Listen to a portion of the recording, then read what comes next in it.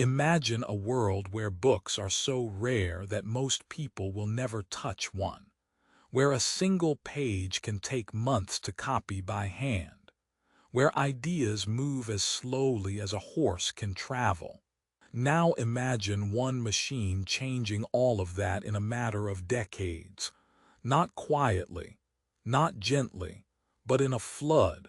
That machine was the printing press, and once it arrived, history did not just speed up, it changed direction. Why does this matter so much? Because the printing press did something that had never happened on a large scale before.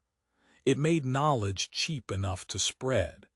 It made it possible for the same words to be read by thousands, then millions of people.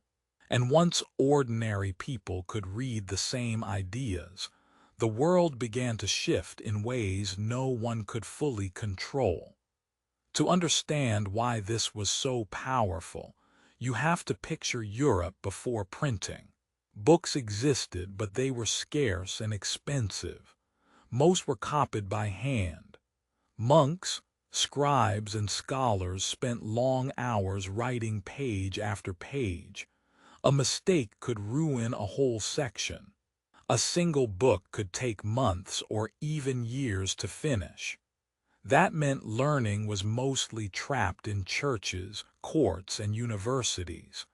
For most people, knowledge was something other people owned. And then, around the mid-1400s, in the German city of Mainz, a goldsmith named Johannes Gutenberg helped create a new kind of printing system. He did not invent writing. He did not invent paper. What he helped perfect was the combination of movable metal type, oil-based ink, and a press that could produce pages far faster than hand copying. That sounds simple now, but at the time it was revolutionary. Here is the surprise. The real power of the press was not just speed. It was repeatability. Once the letters were arranged, the same page could be printed again and again, with far fewer errors and far less effort. That meant books could be copied in large numbers. Ideas could travel farther than ever before. And once that happened, the old gatekeepers began to lose control. The first great symbol of this change was the Gutenberg Bible. It was a stunning work, both beautiful and practical, showing that printed books could match the quality of handwritten ones. But the real story was not one famous book. The real story was what came next. Printers spread quickly across Europe. Cities became centers of production. More books appeared. More readers appeared, and more people began to ask questions. Questions were dangerous, because when people can read, they can compare. They can argue. They can challenge authority. They can discover contradictions for themselves. That is why the printing press became deeply connected to the Protestant Reformation.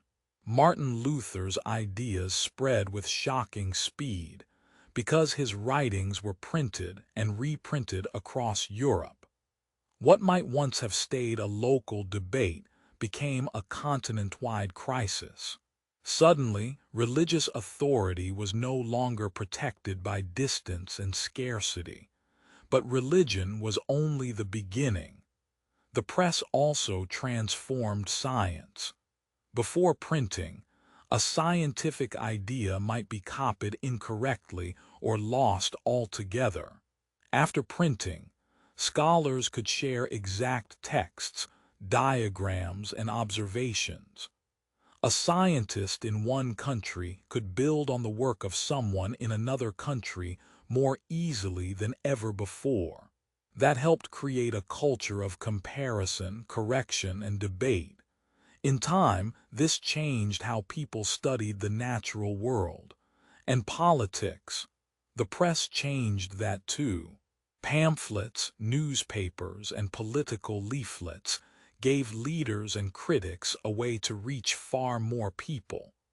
Governments could no longer rely only on word of mouth and official announcements. Public opinion began to matter in a new way.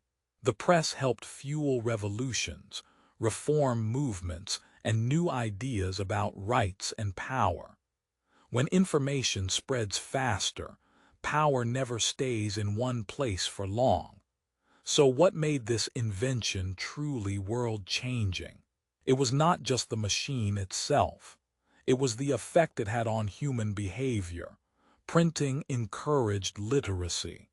Literacy encouraged curiosity. Curiosity encouraged challenge. And challenge led to change. Of course, the printing press did not create instant freedom or equality. Printed books were still expensive at first. Not everyone could read, and rulers, churches, and governments often tried to censor what was printed.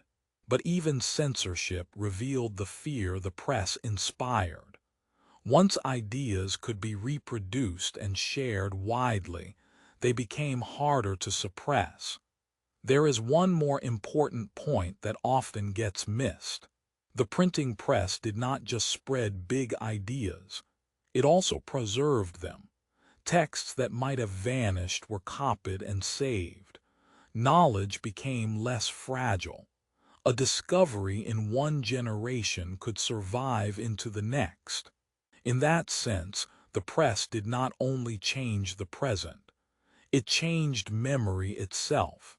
And that may be its biggest legacy. The printing press helped build the modern world by turning knowledge into something that could travel. It connected distant minds. It weakened old monopolies on truth.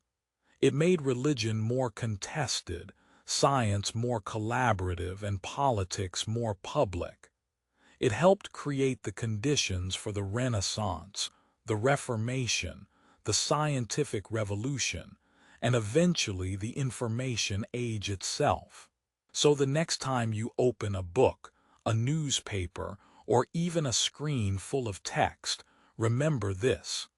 The ability to share words quickly and widely was once unimaginable. Then one invention changed everything, and the world has never been the same since.